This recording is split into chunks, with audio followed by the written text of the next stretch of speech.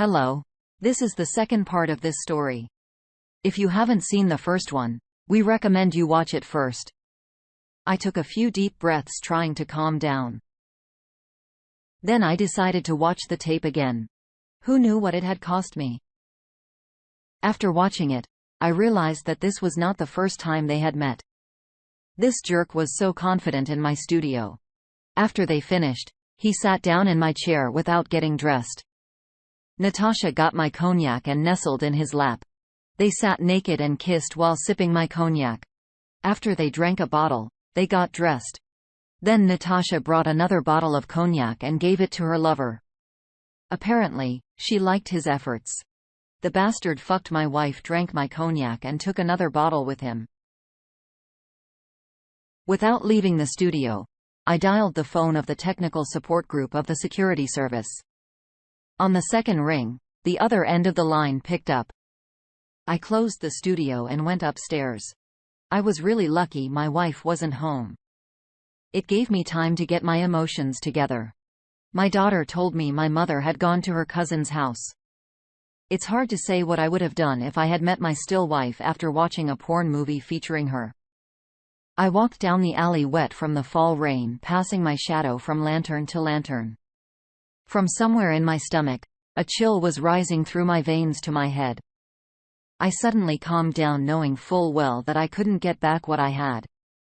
For 30 years, I had believed and loved this woman, and even in my nightmares, I had never imagined that she would overstep me so mercilessly. I read somewhere that 100% of women are willing to cheat on their husbands under certain circumstances. The only difference is in the ways and reasons for cheating. But mine wasn't like that. Alas, as it turned out, she was like all the others. For some reason, I thought that I was standing at a crossroads, and there are two options: to remain a cuckold who does not want to know anything, or to cover this couple and take revenge. I didn't hesitate and chose the second way. I returned home, and after about an hour, I called Natasha. I called for a long time, but number one picked up. I called Natasha's sister. There were long beeps, then I heard a sleepy voice. Hello? Zoya. Good evening, I said in a deliberately cheerful voice. Is Natasha there? Yes. She arrived about an hour ago. Why? Zoya's voice was calm. Put her on the phone, I said as calmly as possible. I can't get through to her. She won't answer the phone. Yura, she's in the bathroom now. She was helping me and she got all dirty. I'll tell her that you were looking for her. She'll call you back. Zoria's voice changed, became not so calm. Okay. I'll wait. I clicked off. She never called back. Natasha came home 3 hours later, cheerful and excited. I no longer doubted that she went on a date to her lover again. Well, she had chosen that way herself. 2 days later, I knew the full biography of the neighbor, his wife and daughter. I was also fully aware of their love affair, knowing exactly how many times they had met.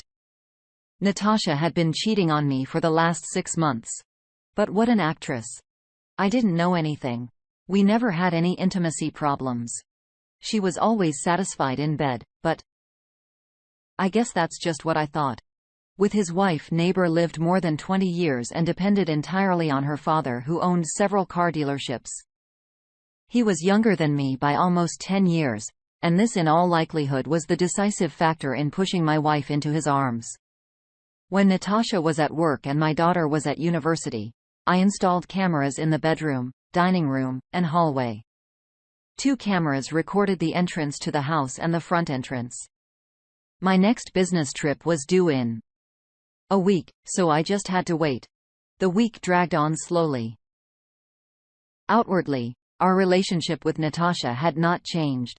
She still kissed me affectionately when I left for work. True, after what I saw in her mouth, I vomited, but I tried to control myself, overcoming the nausea, barely restraining myself from wanting to tell her everything and throw her out of my house. By the way, I didn't tell her the house was in my father's name.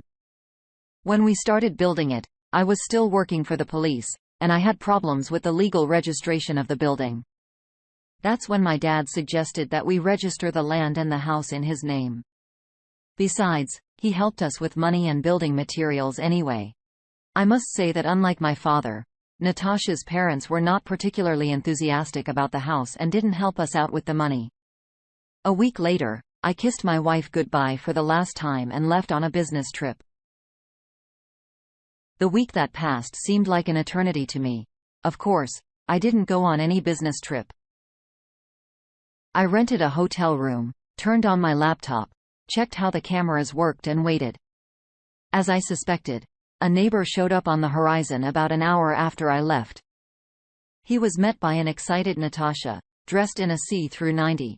They had fun flopping around in our marital bed for about 3 hours. Then they decided to go down to the studio. I guess they liked the cognac, but that's where they had a bummer. When I left, I locked the door and took the keys. God, that bastard was worried.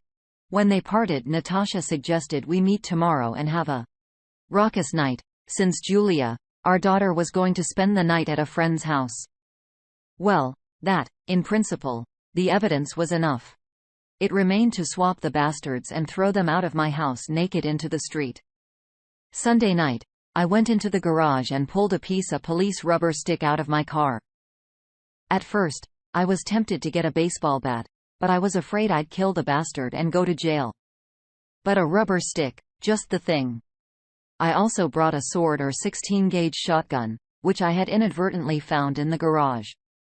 Figuring 2 rounds would be enough for revenge. I turned on the laptop and made sure the erotic show was in full swing. There was a door to the house from the garage, and I used it. When I quietly went up to the second floor, I heard the sounds of lovemaking. It was lovemaking, not just sex. I could hear Natasha screaming her love to him in ecstasy. I turned off the camera in the bedroom and walked quietly up to the incompletely closed door. Contemplating real sex is much more vivid and emotional than on the screen. Lively colors, sighs, and moans, the rhythmic creaking of springs created a unique atmosphere of true intergender friendship inherent in partners who understand each other well. When I opened the door, I saw Natasha lying on her back and the alpha neighbor nestled between her legs. I took 2 quick steps and silently struck the male with a rubber stick in the face. The blow was good. The blood splattered on the sheets mixed with other liquid in the lava. Grunting, something fell to the floor with a rumble. There was an erotic pause. And then in the silence came the voice of my still wife. "You're oh God.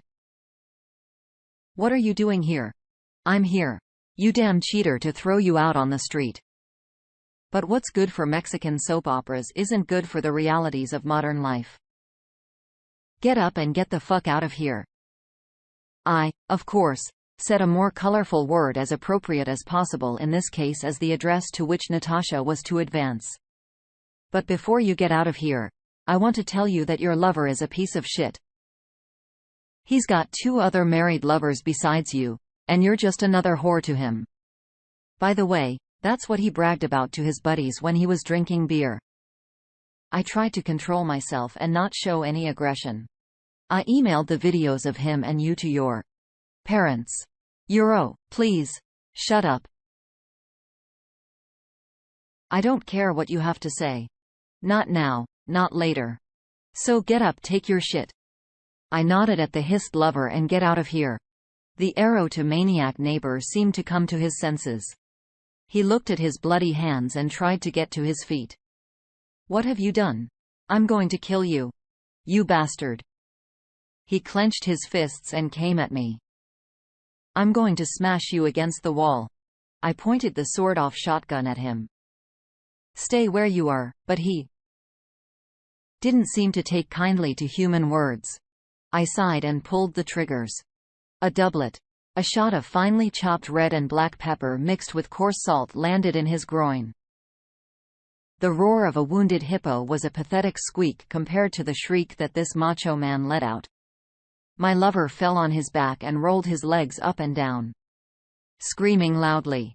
Apparently, he didn't care about me anymore. My ego was triumphant. For the sake of such a spectacle, I could risk imprisonment. After a while, the macho man fell silent, just staring at me, frightened and kicking his legs in pain. She's taking you to the hospital now. I suppose you can figure out what to tell the doctors. Otherwise, I'll send a video report of your adventures to your wife and father-in-law. It's not hard to predict their reactions. Now both of you get out. Through the window, I saw Natasha supporting her lover and putting him in the backseat of her car. I don't know what they said at the hospital, but number one bothered me. Only a well-behaved policeman politely stopped me in the morning on the street and timidly inquired if I knew anything about the night attack on my wife and her companion.